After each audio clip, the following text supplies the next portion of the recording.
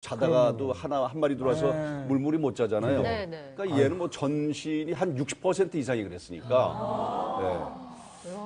이런 경우가 주변에 있나요? 이게 많습니까? 실제로 종종 있습니다.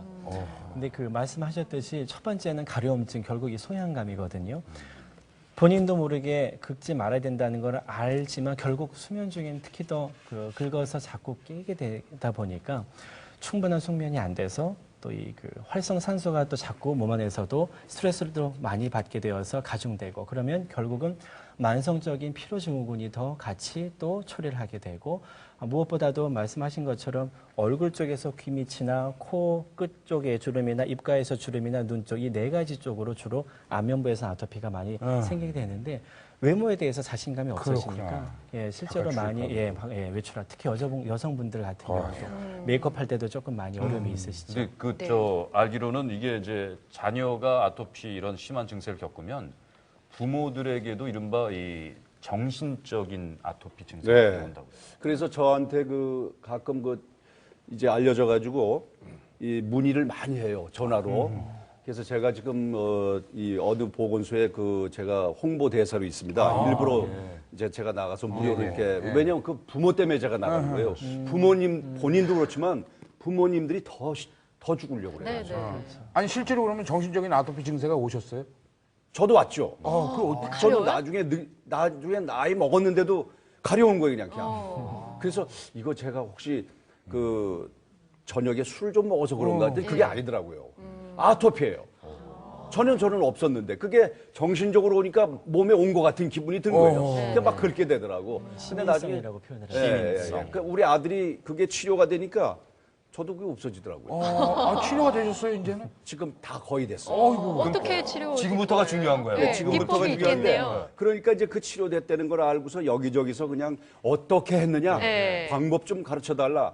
근데 저는 그 방법을 못 가르쳐 드려요. 왜냐면 네. 사람마다 체질이 다 다르듯이 이게 어느 게 맞을 경우가 있고 안 맞을 경우가 있는데 잘못 가르쳐 드리면 원성을 쌓거든요. 그렇죠. 근데 저는 또 공인이기 때문에 함부로 말하면 잘못하면 피하라는 것 같고 그래서 항상 어떤 무료 치료라든가 이런 거 그거 한번 해보십시오. 제가 방송하니까 좋은 그 물의 효과가 있다 그래서 그럼 무료입니까? 그럼 물론데 무료다.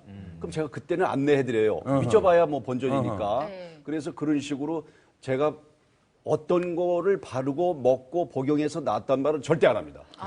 근데 다 그게 적용되는 건 아니니까. 아니죠. 선생님 저한테만 아니 암만 치료도 그건 못해요. 잘못하면은 다른 경우니까. 반작용이 나올 수 있어요. 저한테만이라도 끝나시고 이렇게 그러니까 그런 경우, 그러니까 하도 이게 이제 아토피가 많아지면서 민간요법이라는 게 무지무지하게 생겨가지고 막 그냥 막 대충 들어서 급하니까 지푸라기 잡는 심정으로 이거 해보다가 더 악화되고 저거 해보다 악화되고 그렇죠. 이런 경우가 있기 때문에 이게 전문가하고 늘 좀 상의를 해야 정답은 없는 건가요? 정답. 일정한 정답은 없고요.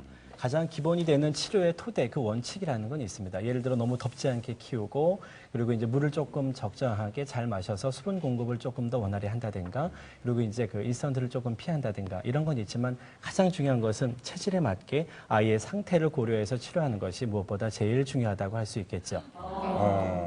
이제 비염하고 아토피 피부염이 이제 결국에는 성장 장애로까지 이어진다 이렇게 말씀을 하셨는데 그럼 이제 성장 장애라는 게 어느 정도까지 와야 성장 장애라고 볼 수 있는지 그걸 좀 정확하게 좀 짚어주시면 어떨까요? 예.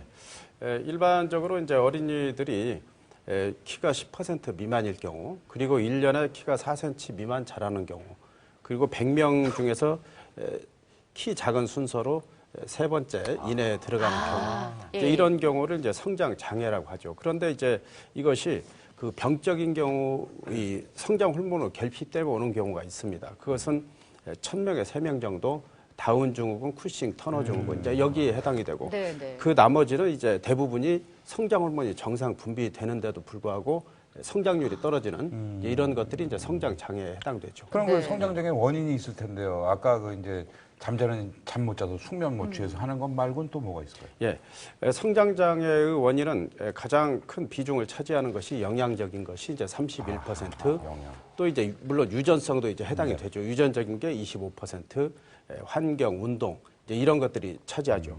그런데 여기에서 이제 중요한 것은 영양적인 것은 영양이 부족해서 키가 크지 않는 이런 경우보다는 편식이라든지 영양 과잉 섭취 이런